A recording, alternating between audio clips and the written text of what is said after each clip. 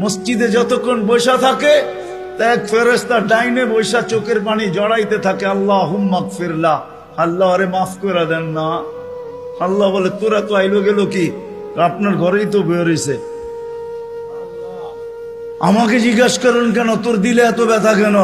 আপনার ঘরেই তো বের হইছে, বন্দা তো আপনারই সৃষ্টি, সেরা তো আপনিই বানাইছেন। ও যদিও না কান্দে তো আমি ওর পক্ষ হয়ে একটু কান্দতেছি, অসুবিধা কি?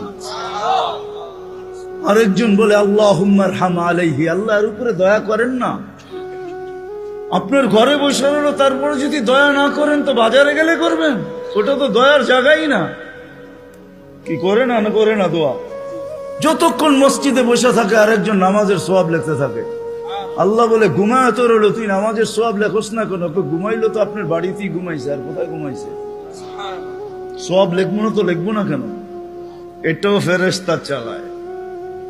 আপনি ভাবেন শ্বাস প্রশ্বাস এমনি নেন? কন্ট্রোল রুম আছে, কন্ট্রোল রুম। হ্যাঁ, হাবায়েক ফি আখবারিল মালায়েক কিতাবে আছে, জালালউদ্দিন সুয়ুতি রহমাতুল্লাহ আলাইহি লেখা। যখন শ্বাস নেই তো ফেরেশতা বলে আল্লাহ আমসিকা ওয়াতরুক, বন্ধ করে দিব না খোলা রাখবো? আল্লাহ 1,60,000 বার মেসেজ থ্রো করে, অটো উতরুক আলী আবদি আজাল, খোলা রাখ, সীমা রেখা দেওয়া আছে।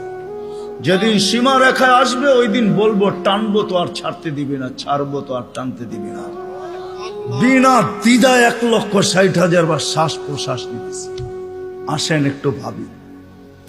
সুর তো আমার কাছে নাই যে আমি আপনাদেরকে পাগল করব।